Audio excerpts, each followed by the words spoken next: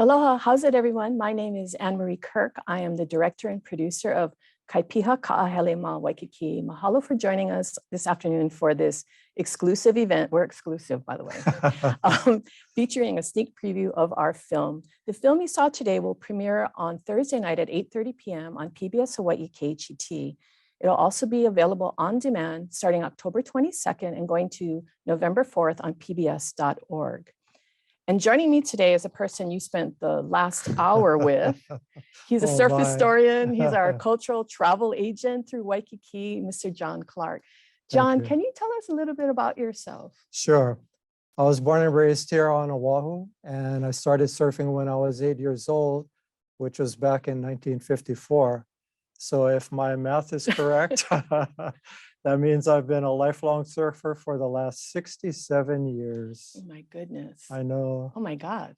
Well, John, I have a question for you. Yes. And we get this a lot about this film. Yes. Why is telling this story so important for our audience out there? Why is it important for them to know the story of Waikiki? There's a lot of misinformation about surfing and where it started, what its origins are. We know that there were traditional surf cultures in other places in the world, besides here in Hawaii and in Polynesia. But the Hawaiians' level of sophistication was never duplicated anywhere else. And that's the story that I think is really important, that modern surfing, actually standing on a surfboard and riding a wave, that started right here in the Hawaiian Islands. Well, you know, speaking of that, we have our first question from the audience, and one is, surfing is now a global industry. How can Hawaii better protect and advance surfing as a native Hawaiian cultural resource? That's a big burrito question. Yes, it is. Yeah. And we're actually, Ann Marie, you and I are part of the answer. And Kaʻahele Waikīkī that's what it's all about, is protecting the culture and the traditions that have gone on, especially with traditional Hawaiian surfing, and documenting them in film. So as we're talking here, behind us, we have some traditional Hawaiian boards. Yes. And that's what Ulu was riding at the end when we were talking about Hawaiian surfboard making. Can you talk a little bit about the boards that are behind us? Yes, those three boards behind us right now are three of my personal boards. And they're traditional Hawaiian bodyboard shapes, which are very different from the foam bodyboards now, and even the wood bodyboards that a lot of the paipo riders ride today. So those are actually made from native Hawaiian wood, surfboard wood, wili, and koa. So one thing that when I started to see Alaya boards going, and you probably saw it in the film too, is how fast they are. Yes. Can you talk about how they get that speed? Yes, I can. We found out that flat is fast, and the traditional boards, of course, didn't have fins. They didn't have skegs. So those three boards against the wall there are flat. There's no rocker, and they have no fins. And that makes them super fast. And I've ridden these boards a lot at Publix, which is a surf spot in Waikiki with a really long left. Mm-hmm. And if I take off behind someone on a surfboard who's out there in front of me, I can catch them. I'm going so fast. That's pretty awesome. I mean, when we started this project, and it was really just a talk story between John and I, like, what stories are right in front of us that we don't see? And I had met John when we were working on a project in Maunalua in East Oahu. And we just had this kind of way of, I think, working together in that talk story fashion and saying, what is the story that we want people to know? Yes. And Waikiki, there's so much out there that you feel like you're inundated sometimes with Waikiki, but what we don't get is a kupuna story.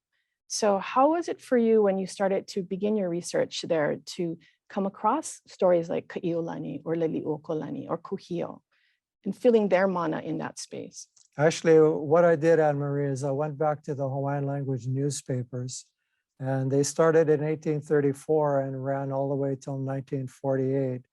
And all of that archive of Hawaiian language newspapers is online and searchable.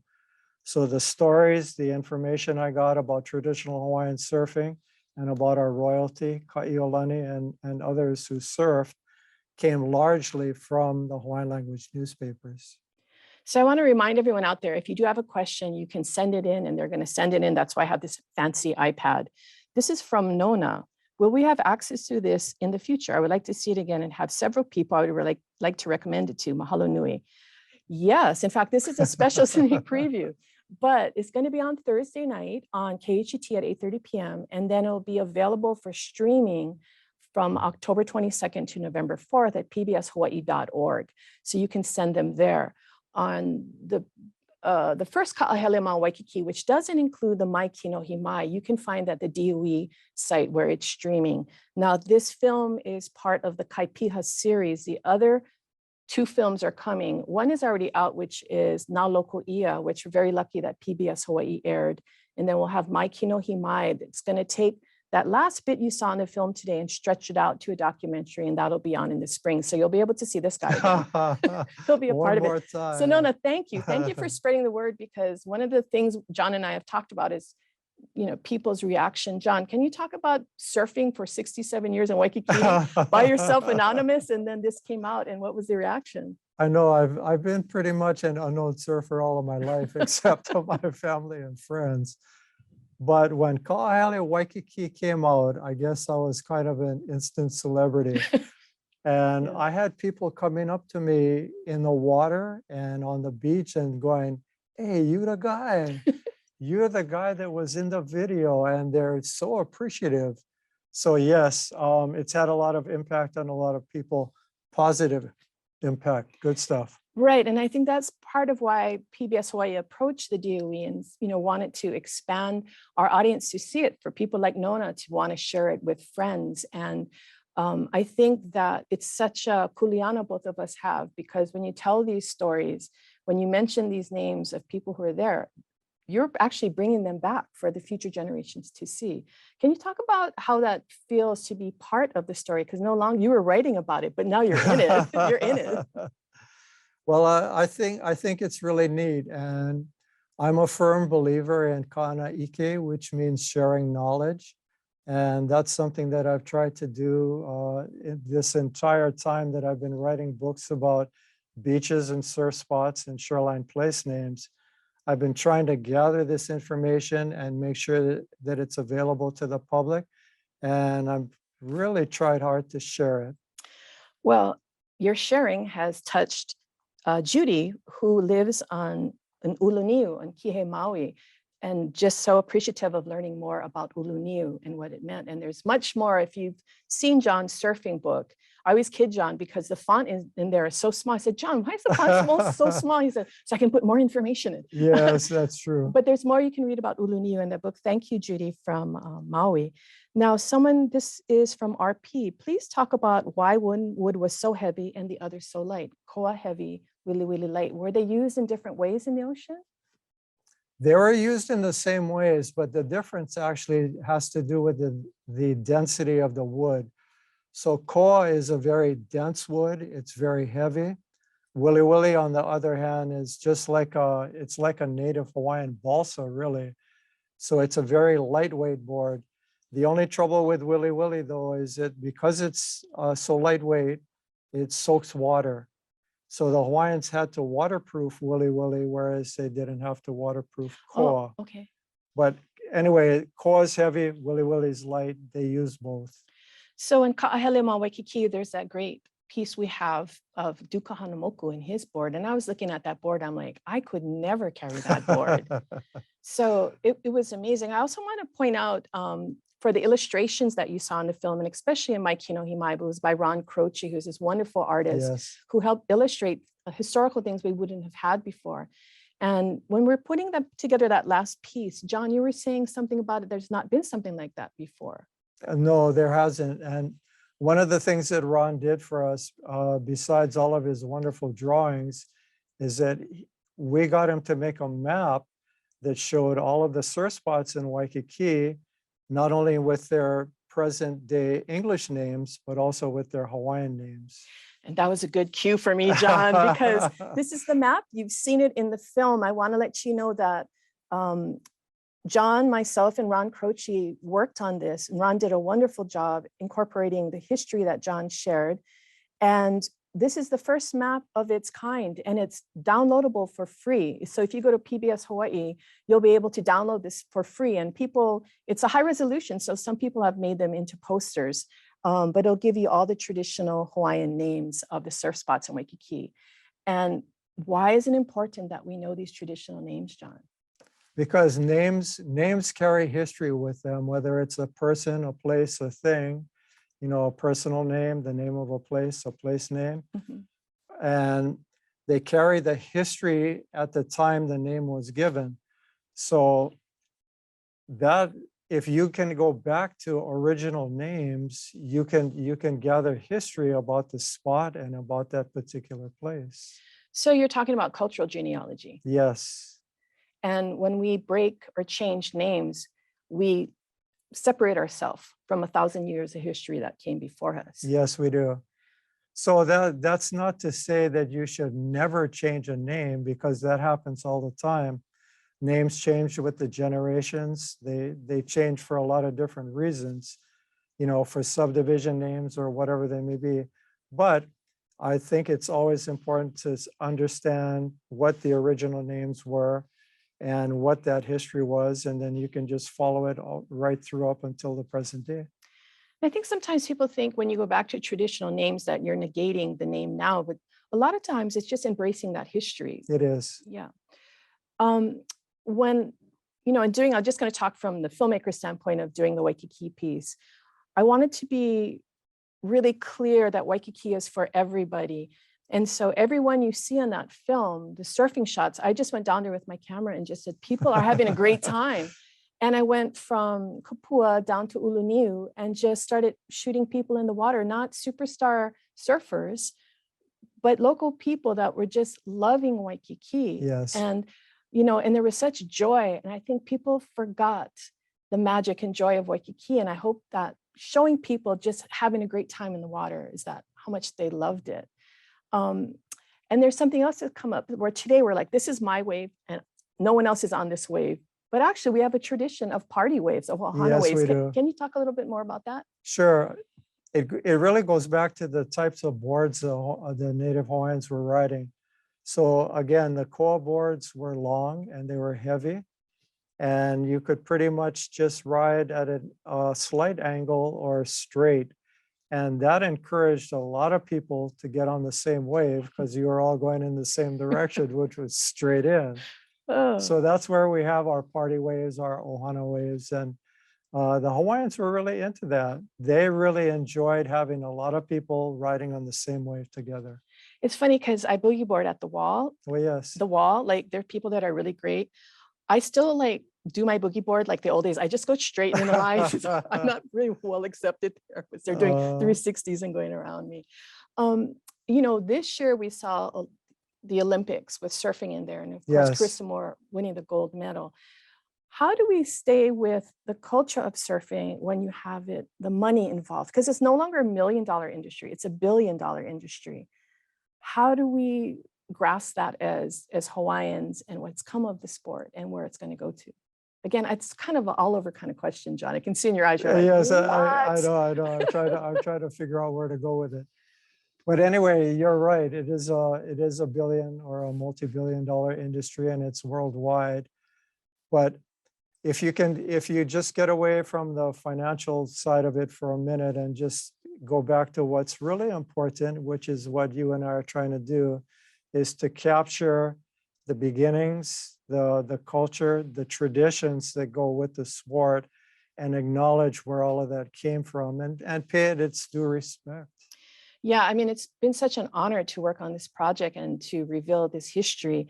And, you know, it was really a long process to do because there was so much in this project. There was so much history and making sure we got things right.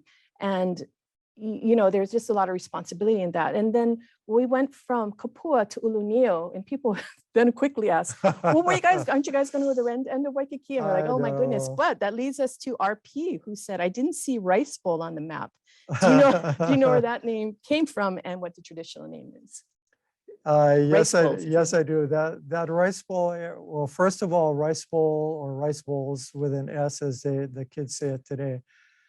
It's a surf spot that's offshore Diamond Head, specifically out towards the end of Kalakaua Avenue. And those particular spots were named by the Tong family. There's another surf spot out there called Tongs. And Michael and Ronnie Tongs were avid surfers in that area. And they named rice bowls just for fun. It was just a fun name because it's a steep wave with a nice bowl on it.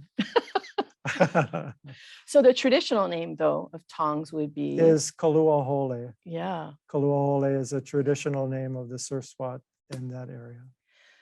You know, I was thinking, there are so many places that have like weird names. I'm from the east side of Oahu in Maunalua, and there's all these strange names. As you start getting back to them, you're realizing it was that person at that time and their experience with the wave. Yes. So when you look at these traditional names, again, you're talking, what is the mo'olelo? Where does that come from? And one of the mo'olelo that's in the film that I think really has touched everyone is the Ka'ahumanu story of her lover at the heiau. Yes, Queen Ka'ahumanu, who was King Kamehameha the first, one of his wives, his favorite wife, she had an affair with a young man, and that young man, when the affair was discovered, that young man was put to death. So anyway, Ka'ahumanu came down to the area Kapua, which we call Kaimana Beach today, and they spent the day there swimming and surfing, and she was grieving for the loss of this young man. So when John shared that story with me when we were filming, I just remember standing there and it just completely twisted my head about how I looked at Kaimana. Because then when I was in the water, I was put back in that time period. And even though the buildings were there, I was thinking that grief that she felt and what was going on. And I think with the buildings in Waikiki, they don't get in the way of our mo'olelo, do they? No, they don't. Visually, they might block us. They might cover it, but our stories are still there. And I think that, well, I hope that for you out there, it's going to change your perception of Waikiki and the stories that are there, because it really does. I walk into Waikiki very differently now after doing this project. And I see it through a storyteller like John, and then where it is today. John's laughing. Our travel agent for surfing in Waikiki. As we look at stories of Waikiki, and we look at stories of like the Duke and all these famous surfers. What do you think it is about Waikiki that continues to just bring us there? Is it surfing? Is it the mana of the place? Is it a combination of these things? Waikiki has always been a focal point, even before, you know, non-Hawaiians came to the islands. It was a focal point for the ali'i. And it's actually an amphitheater of surfing. I've mentioned that term before. Right. But the surf spots in Waikiki, when there's a good south swell running, they're as good as anywhere else in the Hawaiian Islands. And there's lots of them. There's lots of different surf spots. So that was attractive to the ali'i, and Waikiki's proximity to Honolulu Harbor, that's what started bringing the tourists there. So anyway, it's been a focal point for Hawaiians, non-Hawaiians, and ultimately the tourist industry. So question came in and it said, how long did it take you to make this film? Doing Kaʻahele Ma Waikīkī was a very interesting process because I was doing at least 2 other documentaries at the same time. So it was a combination of keeping focused on Kaʻahele Ma Waikīkī and then working on these other pieces. So I would say it was like maybe a 2 or 3 year period, John. I would say it was at least 2 years. Yeah. And some of the surf scenes that you have in there were shot over a couple of years. Yeah, it was just sort of like, we didn't know what the story was going to be. We just, as you see us talking now, this is kind of my approach in making the film, or any film I do, is to just have a conversation, talk story. And from that talk story, these stories come out. And then I start linking those stories together. So in that process with John, you know, we talked about Kaʻahele Ma Waikīkī, walking through Waikiki. But then that walk was sort of a 360 degree of what's around you, from the surf spots to the land spots, right? So It was unusual, like I said, for me, because I was doing at least 2 other documentaries.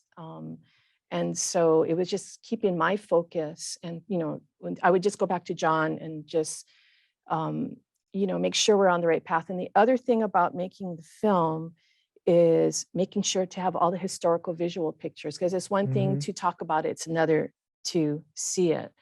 So you got this question earlier, which is why is telling this story so important? But for me, I just want to echo what John said. It's really the story of our kupuna, our ali'i. And kupuna to me are not only people, but they're the land itself in the ocean. And so if we can tell that story and not only have it for the present or future generations, then we've done our part. And I feel what I'm supposed to do in the work that I do. And I know, John, you feel the same. Yes. Okay, I'm going to go to my notes real quick because I just have to check something real quick. John, what is John? You know it's coming to you. Uh-oh. What is your most valuable takeaway from this experience of doing this film? I think my most valuable takeaway has been the reaction to Kaʻahele Ma Waikīkī. People, I mean, not only me being recognized, as a narrator of the video, but what's been really important is that we've captured a history that really resonates with people. Mhm. And the reactions have been so positive for both of us. Yeah. And we know that from talking to each other. And Yeah. I if anything, I think that's been one of the most personally rewarding things for me. Yeah, for myself, that valuable experience is to know that we did it right. That you do a project and the reaction to it tells you that where you were going, what you were thinking, what your structure was in the story made sense. Because a lot of times the work I do, you're really in a dark room by yourself after you're out shooting. Yes. And you're really, I always call it like a digital patchwork or digital quilt. You're starting to take these different pieces of this visual quilt and put them together. And you're hoping that it'll work, that it'll make sense. So when you step back from it, all the little pieces will give you an overall view. And that idea of a quilt, of just really Mhm. wrapping that story around the person. Mhm. And I don't get that. So a lot of times, again, I'm in a dark room by myself editing and putting that together. So it was a valuable experience to me is always when you come out and you screen the film, is that people get it. And you can work 2 years on a film in the space of 45 minutes. Either you got it right or you didn't. And the night that John's a graduate of Jefferson Elementary in Waikiki. And so when I said, John, proud graduate, so we were able to do a screening there. Yeah, and we premiered it there. Yeah, we had it up on a wall and we didn't know who would come. There was like 200 or 300 people that came. And, that reaction to the film was so strong. And there was an article written in the paper and someone had cut it out and they wanted to come up and show it. I mean, people were so happy because so many times the stories we hear of Waikiki are, what is tourist experience? Mhm. What are tourists getting out of it? But we forget the magic of Waikiki begins with us, our community, for those of us who are Hawaiian, those who are Kama'aina, our relationship. So that was really, pretty amazing to me. The magic is still there in the waves too. And that's what helps to bring the local people back to Waikiki. Yeah. Is that even though the shoreline's changed and you see high rises instead of vegetation, the waves are still there and they're still good as they ever were. So we had a comment come in that said, so cool, stoked to hear the original names and meanings.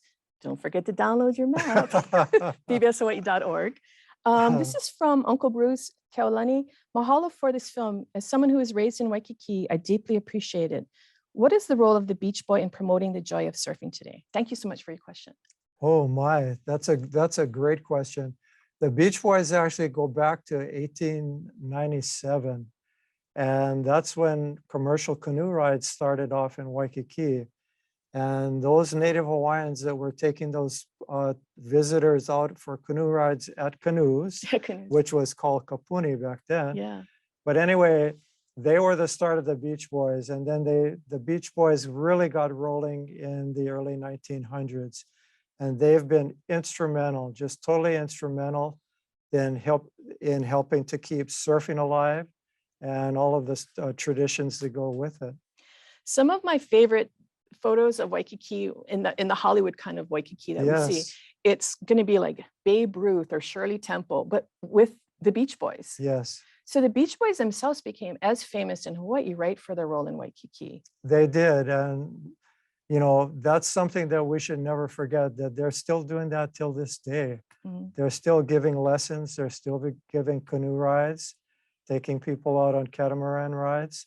All of that stuff really helps to perpetuate, preserve the cultural traditions that were there in the beginning. I love how Bruce said the joy of surfing. Yes. And in the film, I hope that you were able to see that surfing isn't just standing on a board. It's those 6 different ways of enjoying surf, right? That's true. Yeah, I only do one way. But again, that joy of surfing, that feel of being in the ocean. John and I were talking the other day, and he's touched upon it earlier, that when you're in the ocean and you're looking out, you see ocean, but when you turn around, that landscape has changed and there's buildings there and that whole Yes. kind of buildup. I just wanted to find out, when you're in the water in Waikiki, what is your spot that you love to go to? Oh, in Waikiki. I surf several spots in Waikiki. Publix is one, which is straight out from the Waikiki bandstand. And the other 2 spots I surf a lot are Sandbars and Old Man's, which are straight out from Kaimana Beach. Okay, so you've been surfing there 67 years and you're surfing at Old Man's? Gotcha on that one, John. It fits, right? It fits. Again, the importance of films like this. Okay, I'm just throwing it out there, John. Yes.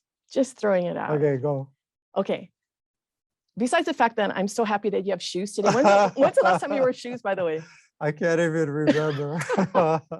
Usually shorts, t-shirts, slippers, that's what I'm in. So if you might know John Clark's work, he has about 10 books out, right? 10, yes. On beaches of Hawaii, beaches of Oahu, etc. Traditions of surfing. Yes. One on the North Shore, I believe. Yes. What's your dream place that you want to tell the story of next in Hawaii? Where do you want to go? Oh, actually, it's not a place, and I'll just throw this out really quickly.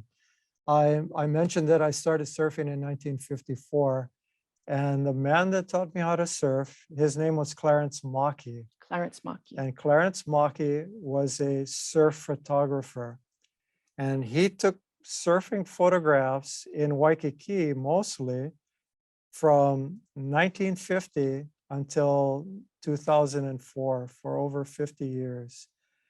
And that's my plan for my next project, is to tell his story.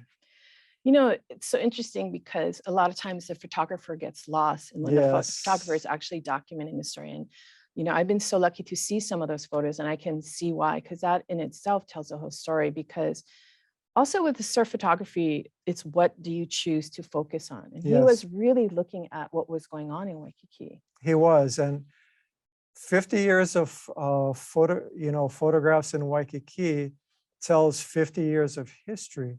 Yeah. And he captured everything in there, starting off with the wooden surfboards and then the transition from wood to foam, which happened in the 1950s. And then, you get your transition from foam longboards to foam shortboards. And he's catching it all as he goes through these 50 years of shooting in Waikiki. Oh, that's incredible. It is. Yeah. His archive is incredible. So you're just going to sit there and just go, am I writing? Am I making a film? I've already got it pretty much outlined in my head. So I've got a good idea where to go with it and all of his material. Awesome. So we have a comment from Karen talking about Kaʻahele Ma Waikīkī being a part of the Hawaii Tourism Authority, I guess, on their destination management.